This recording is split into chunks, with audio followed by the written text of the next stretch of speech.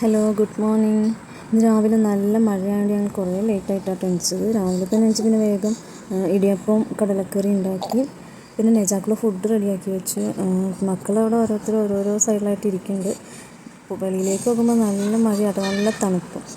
മഴയായതുകൊണ്ട് വെളിയിലേക്ക് ഇറങ്ങാനേ തോന്നില്ല. അതുകൊണ്ട് അത് ഉള്ളിൽ നിന്നാണ് പല്ലേക്കുന്നത്. പാലൊക്കെ കുടിച്ച് കഴിഞ്ഞിട്ടാണ് പുള്ളിക്കാരൻ പല്ലേക്കുന്നത്. പിന്നെ ഞങ്ങൾ ഇടിയപ്പമൊക്കെ റെഡിയാക്കി കഴിഞ്ഞപ്പോൾ ഇടിയപ്പം കടലക്കറിയും കൂടി കഴിച്ചു. അത് കഴിഞ്ഞ് അടിച്ചു വരാൻ ചുള്ളിയെടുത്തപ്പോൾ നെജ അവിടെ ഇരിക്കുന്നുണ്ട്. അതാണെങ്കിൽ ടി വി കാണുന്നു. അച്ചു തറവാട്ടിലേക്ക് പോയി. അങ്ങനെ ഓരോരുത്തർ ഓരോരോ പണികളിൽ ഏർപ്പെട്ടു. അടിച്ചു വരി എല്ലാം കഴിഞ്ഞപ്പോഴും ഇത്താത്ത അവിടെ പാത്രം കഴുകുന്നുണ്ടായിരുന്നു കേട്ടോ.